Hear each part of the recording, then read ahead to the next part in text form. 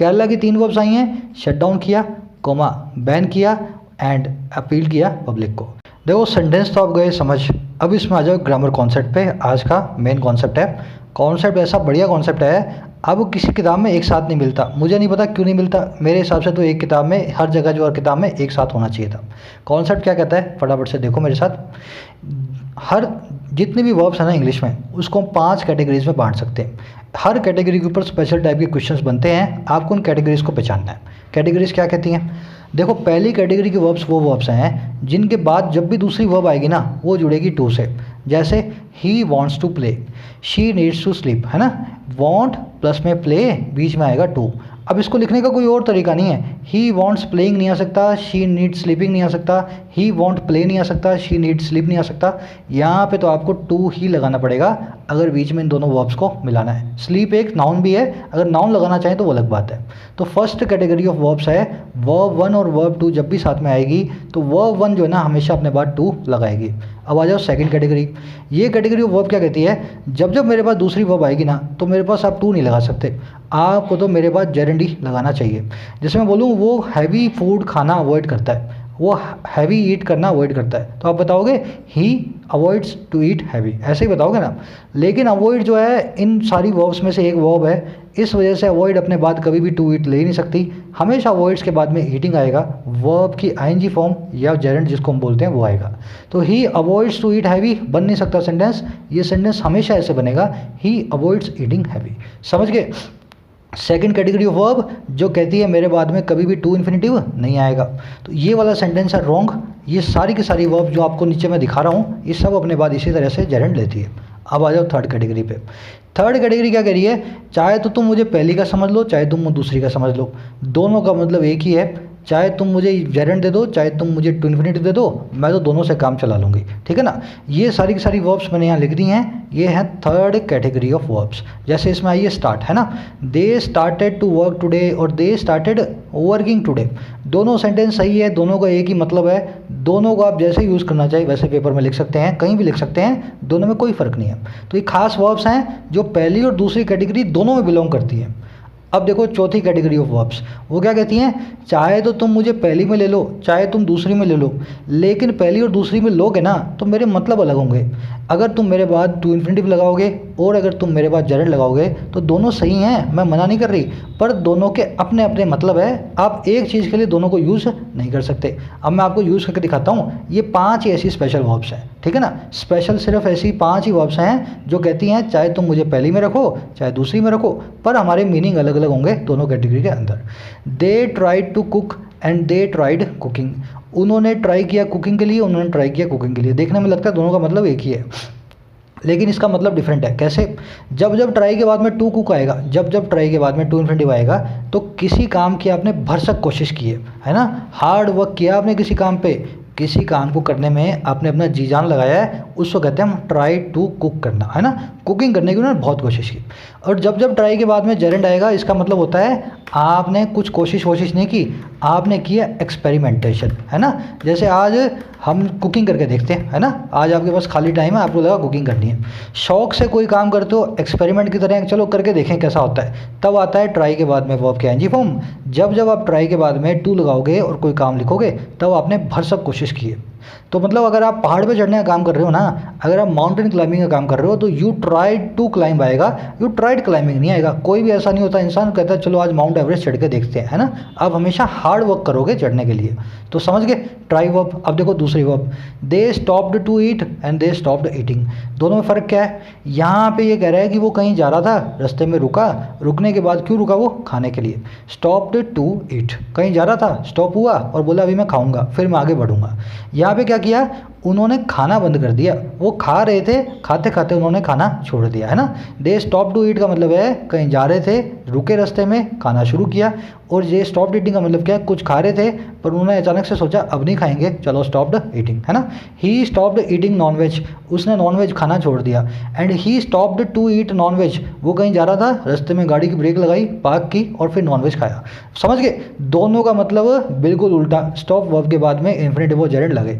ये कॉन्सेप्ट बहुत अच्छा है, आप एक बार में समझें सारी की सारी वर्ब्स को, ताकि हमेशा आपके साथ जो है ना आपके नोट्स के एक डायरी के कोने में रहे सारे के सारे नोट्स। चलो तीसरी वर्ब है रिमेंबर और फॉरगेट। दोनों का कॉन्सेप्ट एक ही है।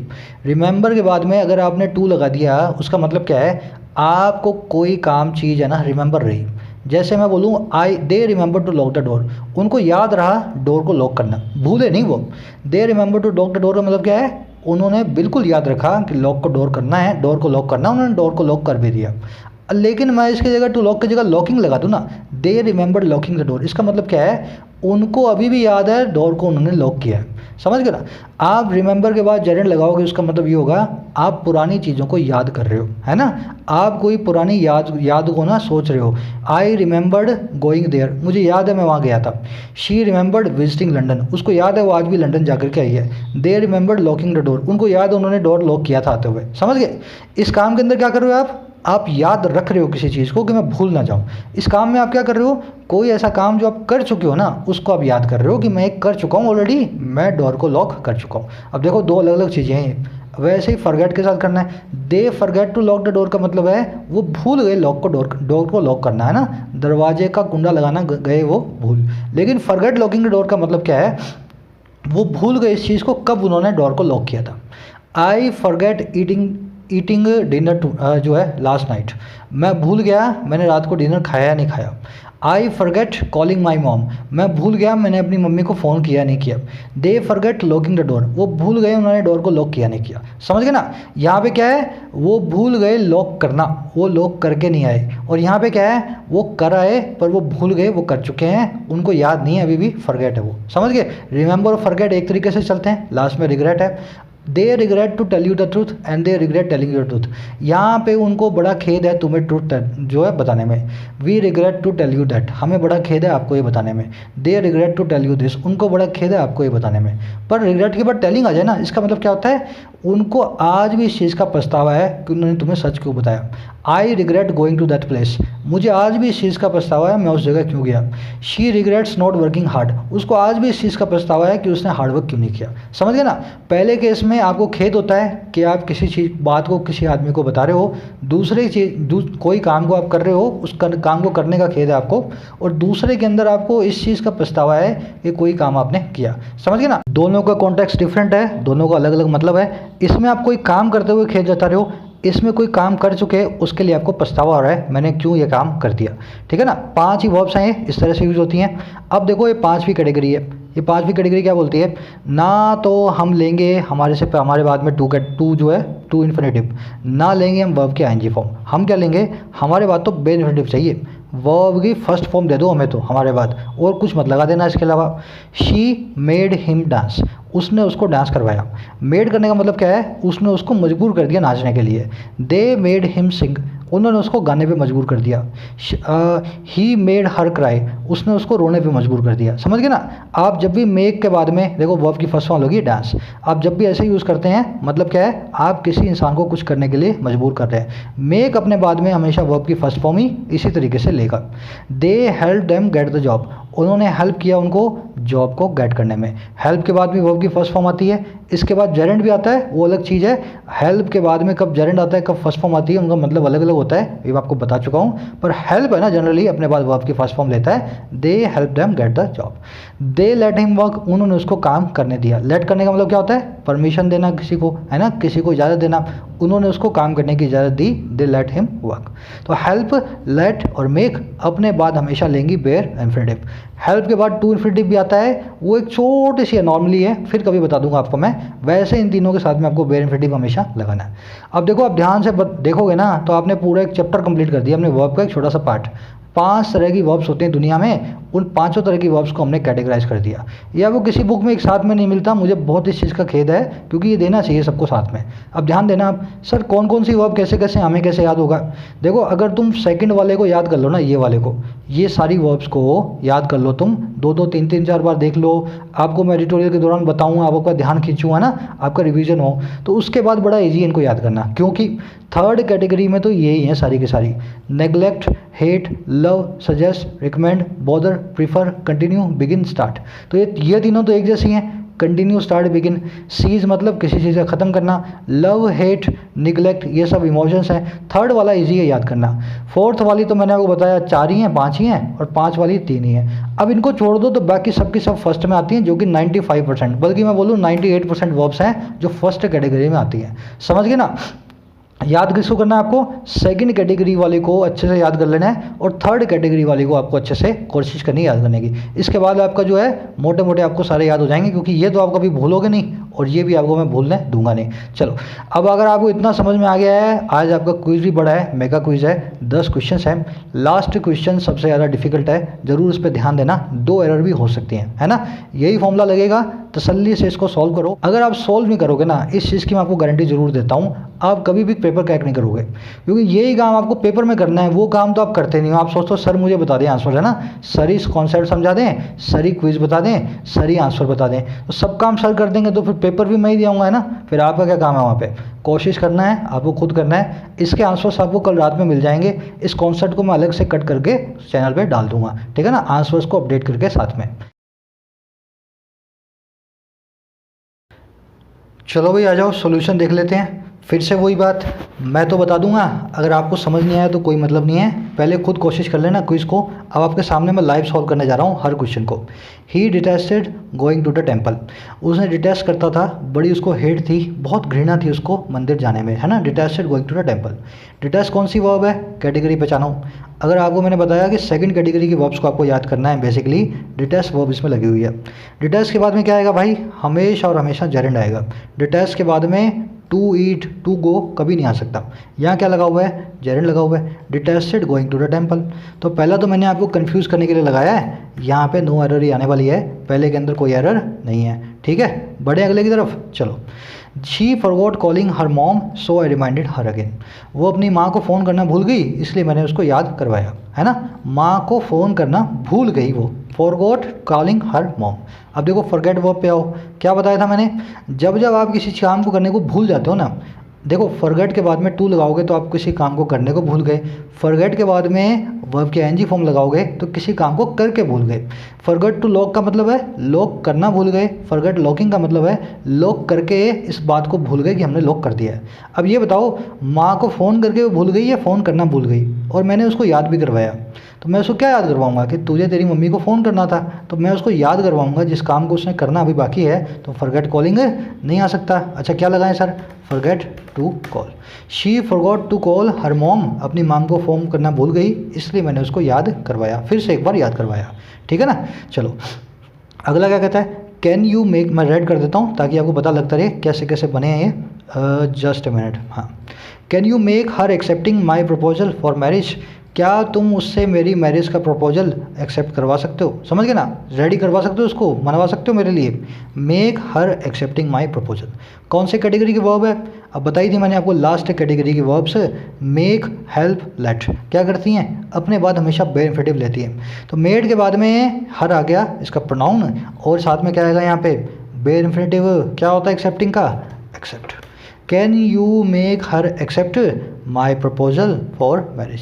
समझ गए ना क्यों आया? क्योंकि मेक वर्ब है, खास वर्ब है, अपने बाद बेनिफिटिव वर्ब की फर्स्ट फॉर्म ही लेगी। अगला देखो, the economy resume to grow again as the lockdown ended. Economy resume हो गई, फिर से एक बार बढ़ना, ग्रो करना, जैसे ही लॉकडाउन खत्म हुआ। रिज्यूम वर्ब को देखें कौन सी कैटेगरी की वर्ब है? सर सेकंड वर्ब कैटेगरी की वर्ब है सेकंड कैटेगरी में, ये देखो रिज्यूम। रिज्यूम क्या लेगा अपने बाद? वर्ब की आईएनजी फॉर्म। तो क्या करना है यहाँ पे? रिज्यूम के बाद में टू ग्रो आ सकता है क्या? नहीं आ सकता सर, हटा देते इसको, टू ग्रो को बना देते हैं ग्रोइंग। यही करना है आपको एग्ज़ाम में, कुछ और रामायण नहीं करके आनी है ना, ये एग्ज़ाम की रामायण है जो मैं आपके सामने कर रहा हूँ। अगला देखो, on his way he stopped buying milk for the baby. रास्ते में, ऑन हिज वे, अपने रास्ते में वो रुका बच्चे के लिए दूध बाय करने के लिए। Stopped buying milk for the baby, बच्चे के लिए दूध बाय करने के लिए। आ जाओ स्टॉप वर्ब पे, बताया था ना, जब जब इसके बाद टू इन्फिनेटिव आए मतलब किसी काम को करने के लिए रुक रहे हो, और जब जब इसके बाद वर्ब के एनजी फॉर्म आए किसी काम को आपने करना बंद कर दिया। दे स्टॉप्ड ईटिंग, खा रहे थे, खाते खाते उन्होंने खाना बंद कर दिया। तो यहाँ पे क्या लगाया? Stopped buying. बाय कर रहा था, बाय करना उसने बंद कर दिया। मेरा मतलब क्या है यहाँ कहने का? वो जा रहा था जाते जाते रास्ते में रुका ताकि बच्चे के लिए दूध बाय करे। पर यहाँ पे क्या मतलब आ रहा है, वो जा रहा था लेकिन उसने दूध बाय करते करते बाय करना बंद कर दिया। मतलब यहाँ जेरेंड का काम नहीं है, यहाँ लगेगा to infinitive. He stopped to buy, रास्ते में गाड़ी के ब्रेक लगाए और बाय करने के लिए मिल्क बेबी के लिए रुका। समझ गए ना, बाइंग आता तो मतलब क्या होता है, बाय करता था पर बाय करना बंद कर दिया। अपने को चाहिए बिल्कुल इसका उल्टा। अगला देखो, she can't help feel annoyed at noise coming from the outside. जो नॉइस बाहर से आ रहा है उससे वो परेशान जो है, रुक नहीं पा रही वो, मतलब उससे परेशान हो रही है वो और अपने आप को रोक नहीं पा रही परेशान होने से। कैंट हेल्प के बाद में आप ऐसे लिखते हो है ना, शी कुडंट हेल्प लाफिंग, वो अपनी हंसी नहीं रोक पाई। ही कुडंट हेल्प अनोइंग, वो अपना जो है अनोय होना नहीं रोक पाया। कैंट हेल्प अपने बाद क्या लेगी मेरे भाई, हमेशा और हमेशा वर्ब का जरंड लेगी, सेकंड कैटेगरी की वर्ब है। ये देखो यहाँ पे आया, can't help waste time spend time. Can't help के बाद क्या लगाना है मुझे, फील नहीं लगाना, यहाँ लगाना है feeling. She can't help feeling annoyed at the noise coming from the outside. ठीक है ना, सेकंड कैटेगरी सबसे ज़्यादा इंपॉर्टेंट है क्योंकि सबसे ज़्यादा वर्ब्स इसी के अंदर ही है। Regardless of your financial state you can't keep on to sit at home without work. चाहे तुम्हारी फाइनेंशियल स्टेट कैसी भी हो, तुम जो है ना घर पे बैठे नहीं रह सकते बिना काम के।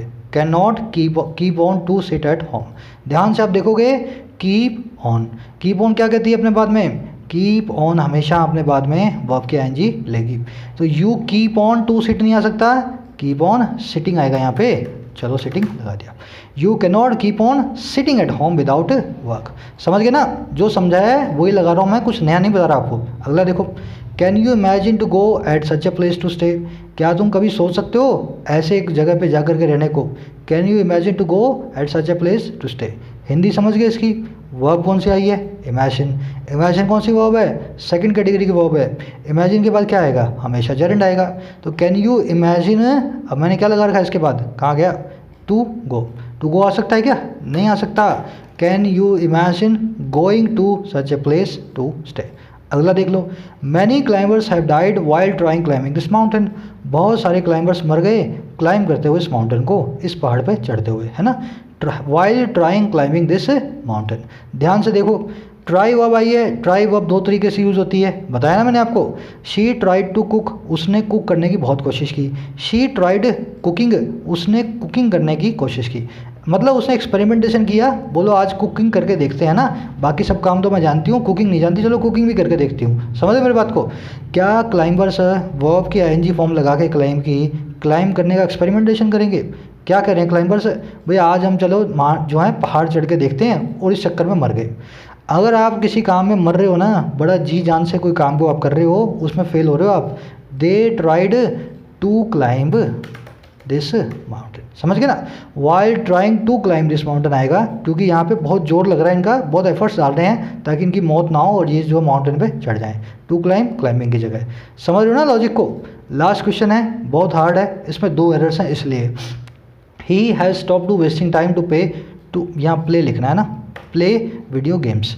ही has stopped to wasting time to play video games. दो एरर्स कैसे हैं, पहली वर्ब आई है यहाँ पे स्टॉप, दूसरी आई है वेस्ट टाइम, तीसरी आई है प्ले वर्ब, प्ले, है ना। पहले स्टॉप वर्ब पे जाता हूँ। स्टॉप वर्ब पे जाकर के मैंने अभी आपको बताया था, जब आप उसके बाद में टू लगाएंगे, आप किसी काम को कर रहे थे, आप किसी काम को करने के लिए रुक रहे हैं। दे स्टॉप टू ईट, मतलब कहीं जा रहे थे, गाड़ी की ब्रेक लगाई और ईट करने के लिए रुके। अगर मैं यहाँ पे स्टॉप टू वेस्टिंग टाइम लिख रहा हूँ, मैं पहले सेंटेंस का मतलब समझो। उसने स्टॉप कर दिया है टाइम को वेस्ट करना वीडियो गेम खेलने पे, है ना, उसने इस काम को बंद कर दिया है। अगर स्टॉप टू वेस्टिंग टाइम लिख रहा हूँ तो क्या वो रुका टाइम को वेस्ट करने के लिए, नहीं, एक्चुअल में तो वो टाइम को वेस्ट कर रहा था और उसने उस काम को बंद किया। इस काम के लिए हम क्या करते हैं, स्टॉप के बाद में हमेशा वेस्टिंग टाइम नाम का जेरेंड लगाएंगे, है ना। ही हैज़ स्टॉप्ड वेस्टिंग टाइम। समझ गए ना क्यों लगाया मैंने, वो वेस्ट टाइम कर रहा था, टाइम को वेस्ट करना उसने छोड़ दिया, इसलिए स्टॉप्ड वेस्टिंग टाइम, स्टॉप के बाद में जेरेंड। अच्छा, वेस्टिंग टाइम अपने बाद में क्या लेता है भाई, वेस्टिंग टाइम तो हमेशा अपने बाद जेरेंड लेता है। यहाँ पे इसके बाद फिर एक जेरेंड आएगा, तो कैसा बनेगा, वेस्टिंग टाइम टू प्ले की जगह आएगा playing video games, playing video games. Red कर दूँ इसको भी, चलो इसको भी वेस्टिंग टाइम के बाद इसको भी कर देते हैं रेड। ठीक है ना। ही has stopped wasting time playing video games, उसने स्टॉप कर दिया है वक्त को बर्बाद करना वीडियो गेम को खेलते हुए। समझ गए। डिफ़िकल्ट इसलिए था क्योंकि आपको इसको भी आईएनजी बनाना था, इसको भी आईएनजी बनाना था। बड़ा ही अच्छा बेहतरीन सा सेंटेंस है, आपको समझ में आ गया होगा।